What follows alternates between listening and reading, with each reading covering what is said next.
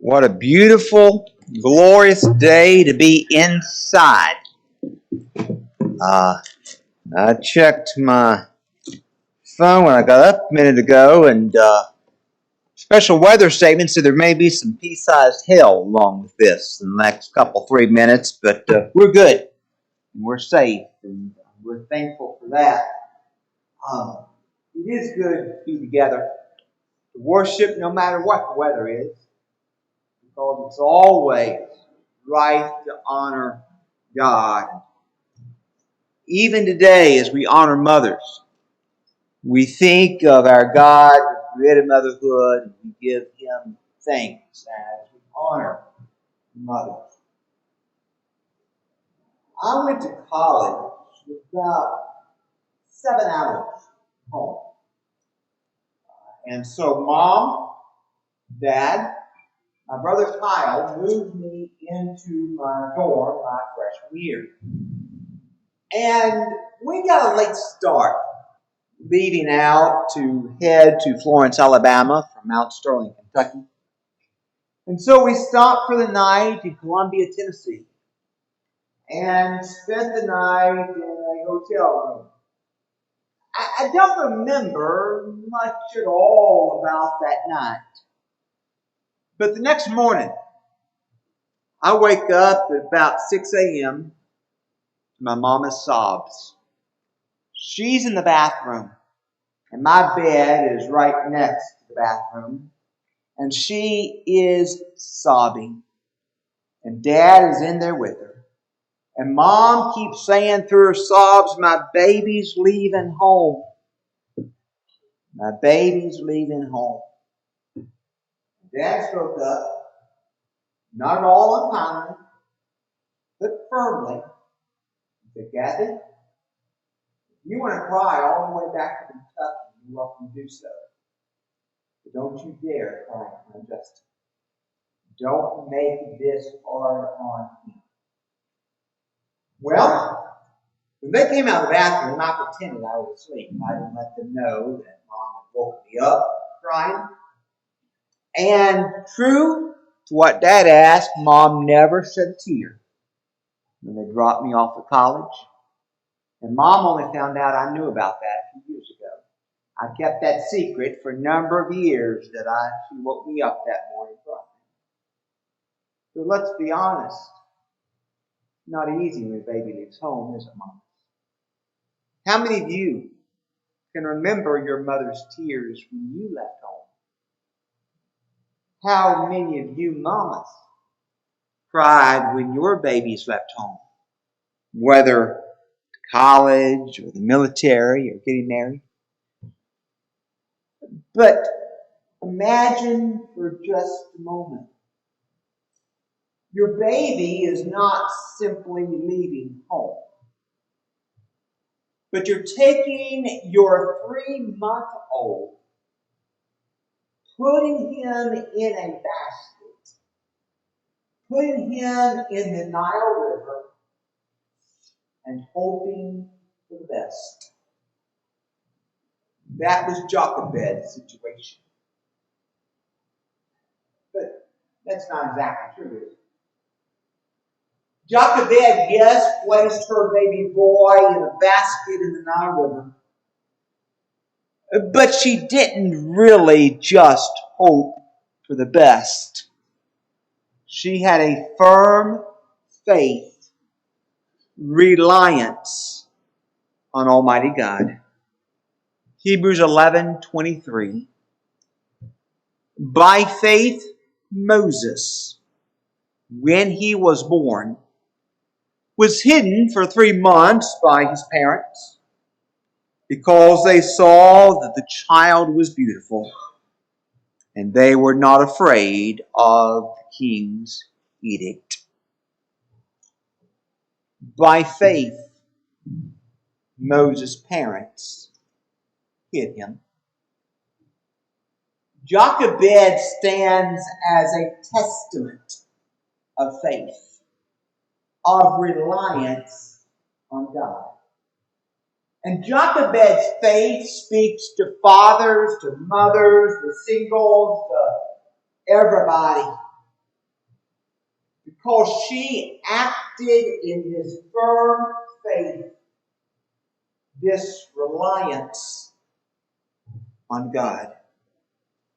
And Jochebed shows us that the faithful rely on God.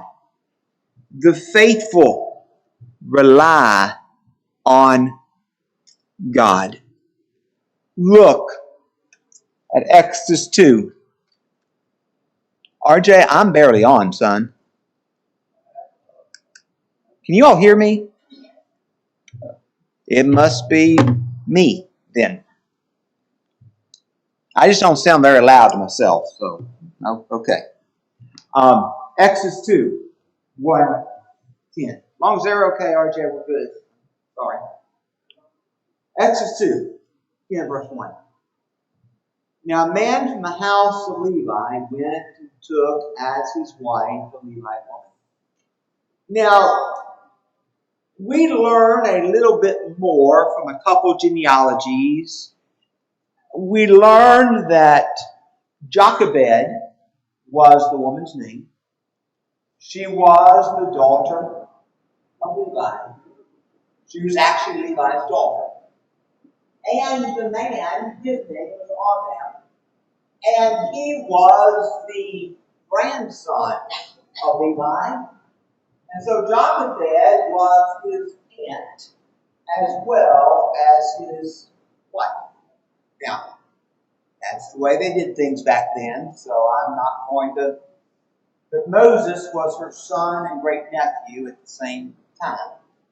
You figure that one out.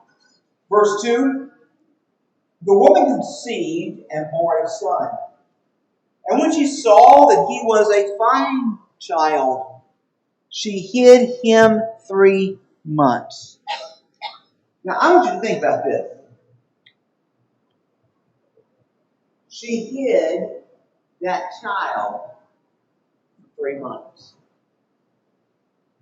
Don't you think her neighbors knew she was expecting? Don't you think they could mentally add up 9 months? They had to know there was a baby. But Jochebed hid him for 3 months. Can you imagine the lengths she had to go through to keep that baby quiet? To keep it from crying too much, too loudly. You know, babies like to be loud and they like to cry. I've got a little experience there. And Jochebed had to keep that baby quiet and hidden for 3 months. That act itself speaks of her faith and determination. When she could hide him no longer, she took for him a basket made of bulrushes and dabbed it with bitumen and pitch. She put the child in it and placed it among the reeds by the riverbank. Now the author of Exodus here uses a little bit of irony. You see, the Hebrew word for basket here, the same word used in Genesis 6 to talk about an ark. They use the same word for basket and ark. Think about it. God saved the human race through an ark. And in 80 years, God is going to save his people from a baby pulled out of an ark. I believe there's some irony there. Intentionally so. Furthermore, remember why Jochebed hid her son? She hid him for 3 months because Pharaoh had issued an edict that all the male children were to be cast into the Nile River. Well, she doesn't take him and cast him into the Nile, but puts him in the Nile. A little bit of irony. Verse 4. And his sister stood at a distance to know what would be done to him. Miriam watches to see what's going to happen. You realize who's not watching what's going to happen? Jochebed put her baby boy in a basket in the night. But she doesn't stay around and watch. Mamas, I'm serious here. Think about taking your 3-month-old baby, putting him in a basket. Yes, it's waterproofed, but putting him in a basket and going up the ship channel, putting him in. That's what Jochebed's doing. Okay? She doesn't stay to watch. Or at least the text indicates she did not. Don't you hear me? She had great faith and reliance in God. The author of Hebrews praised her faith, reliance in God. She shows us that faith will rely on God. But faith and reliance on God doesn't always take away the heart. It doesn't make things easy. It didn't take away the tears. It didn't make what she did with Moses, as he will soon name, a joyful experience. She still stepped out active in faith. Now the daughter of Pharaoh came down to bathe at the river, while her young women walked beside the river. She saw the basket among the reeds and sent her servant woman, and she took it. When she opened it, she saw a child, and behold, the baby was crying. She took pity on him and said, "This is one of the Hebrews' children." Now, Pharaoh's daughter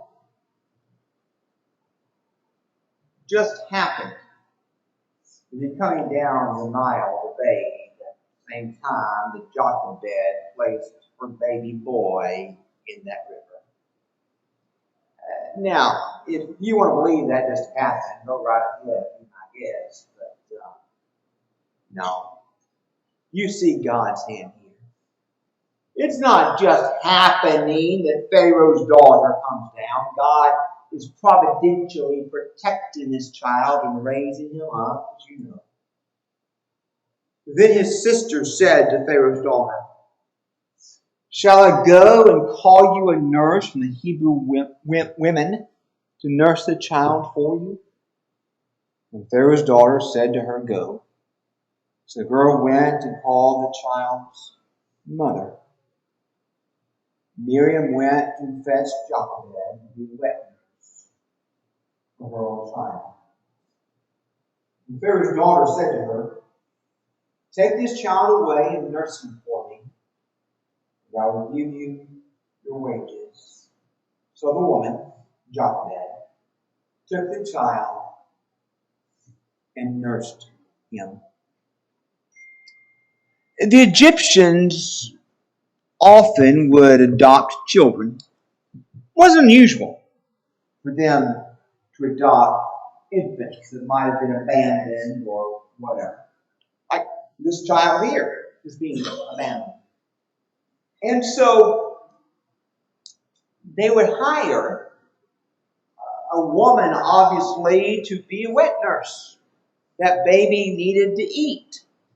And so they would hire these wet nurses, typically for 3 years, and they would pay them in rations of food and clothing. And so Jochebed was able to spend probably about 3 years, don't know that for a fact, but that was a typical period. Spend about 3 years with this boy, nurse him, and then take him back to Pharaoh's daughter. I don't believe in her wildest dreams that Jochebed thought when she placed that basket in the Nile River that you'd ever see that baby boy again. Yet she was the one who was able to nurse him. Verse 10, when the child grew older, probably about 3, maybe a little older, she brought him to Pharaoh's daughter, and he became her son. She named him Moses because she said, I drew him out of the water. Moses was a common Egyptian name. You look at many Egyptian names, you'll find Moses embedded in it somewhere. Many of the pharaohs and so forth had Moses as part of their names. It meant son of in Egyptian. But Moses also sounds like the word in Hebrew for to pull out or to retrieve. And so there is a play on words here. A pun in Moses' name. He's called Moses because Pharaoh's daughter pulled him out of the water.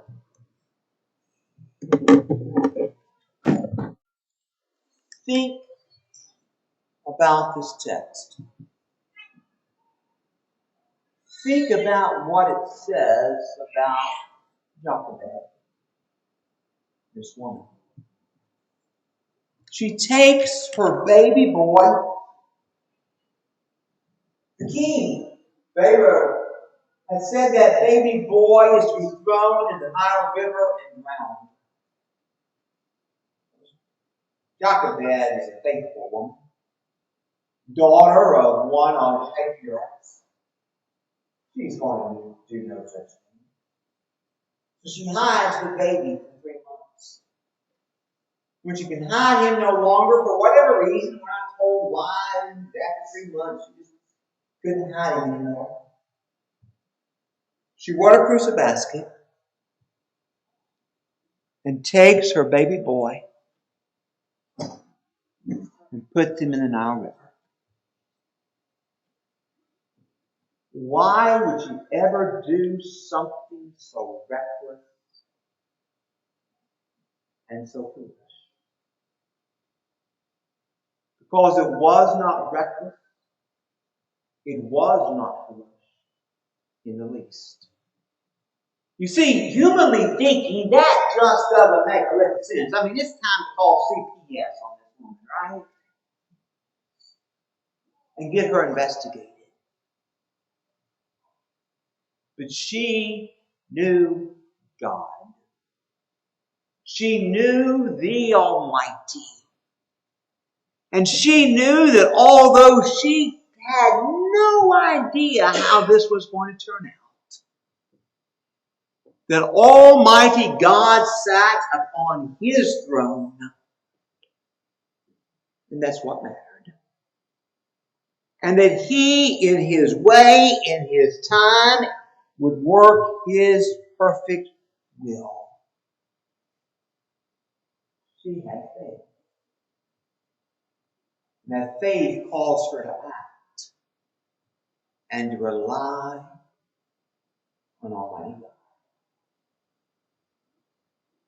How can you be a mother of faith, a father of faith, a person of faith, and rely on Almighty God? How can you follow Jochebed's example and rely on God?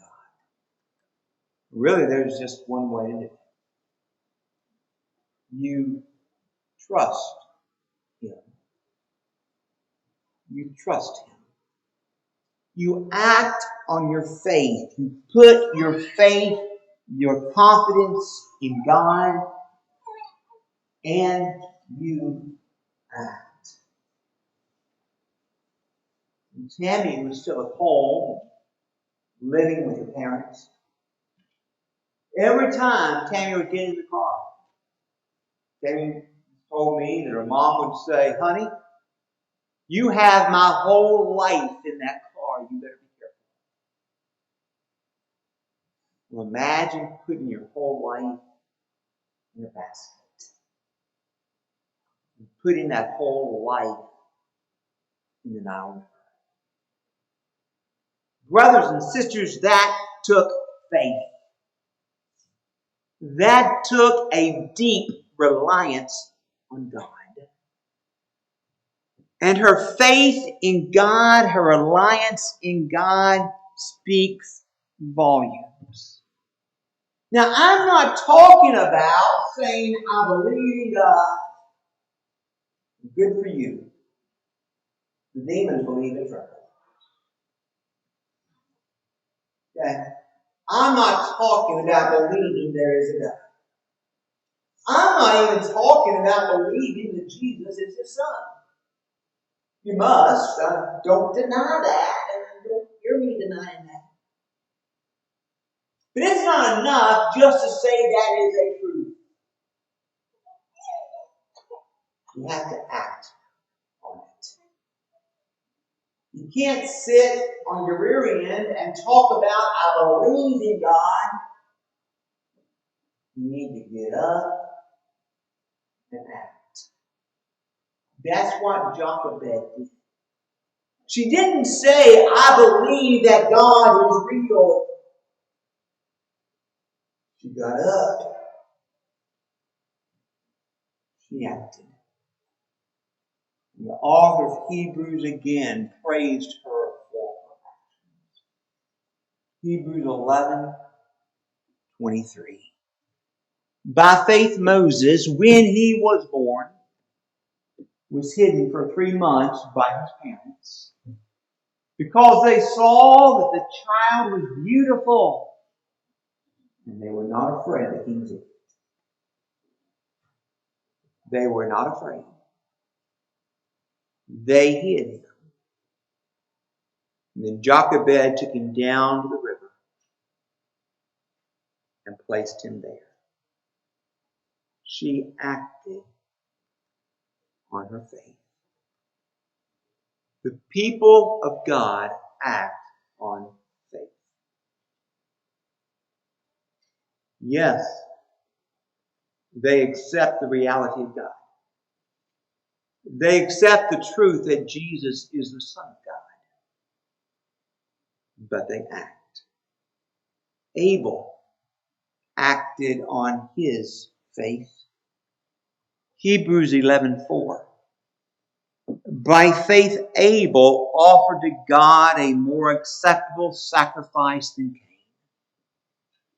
He didn't say God's real. He went and offered a proper sacrifice. Noah, Hebrews 11:7. By faith Noah, being warned by God concerning events as yet unseen, in reverent fear, constructed an ark for the saving of his household. God comes to Noah. Noah, there's going to be a cataclysmic flood. Never happened before. It's never rained before. That I'm going to cause this great big flood over all the earth. Noah didn't simply say, okay, God, I believe you. Let's have at it. That's right. You're true. You're the living God. You said it's going to happen. I believe it will. He did something. He built an ark. He acted on his faith. Abraham. Hebrews 11:17. By faith Abraham, when he was tested, offered up Isaac. Now, we've talked about you mamas thinking about putting your baby boy in a basket in the river. The dads think about building an altar, put your son there, and take a knife, kill him for God. That's what Abraham was told to do by Almighty God. And Abraham didn't simply say, okay, God, you're real, it's a good idea. Abraham did it because God said to do it. That's faith.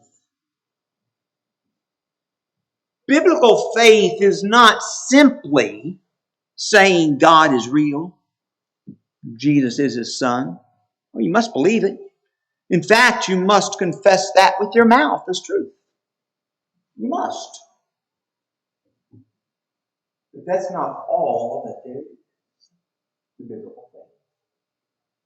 Real faith, the faith of Jochebed, the faith of Abel, the faith of Noah, the faith of Abraham, is that God has said, God is true, and I'm going to act. How much do you act on your faith?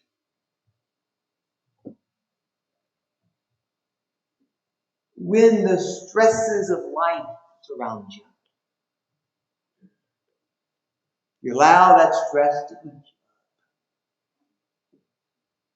Or you go to the Creator in prayer. When there are great struggles in life, do you put your hand in the hand of the one who calmed the sea and walked on water?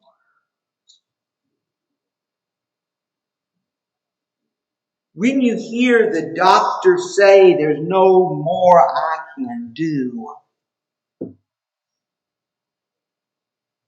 mourn the laws of earthly life, you look with joy that blissful heaven. When you struggle, when you're weighed down by guilt, you look to the cross and understand you're forgiven if you're honest. You wallow in it. How much do you rely? How much do you act on your faith? When family says, oh, it's just one Sunday, we can go do this. Do you go with the family or Sunday? What does your life say about the faith? If the author of Hebrews were writing this morning, inspired of Almighty God, we know what he would say about Jochebed.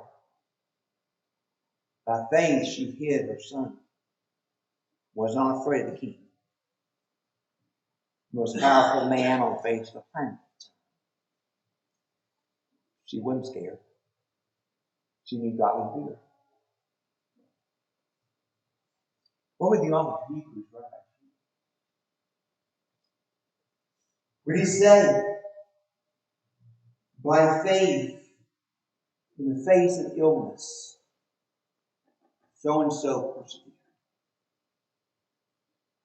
Would he say, by faith, so-and-so, when surrounded by struggle, turned to prayer?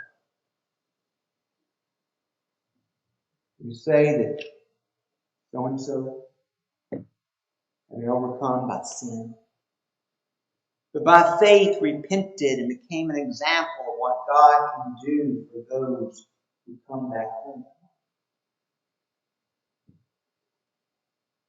Would you say by faith, you have offered acceptable worship? By faith, you have believed His word. By faith, you have acted on every promise. What would the author of Hebrews write about you this morning? Let's go just one step further. What would God say about you this morning? That's the real question. God sees your faith, or lack thereof. He sees how you live. He sees how you trust Him.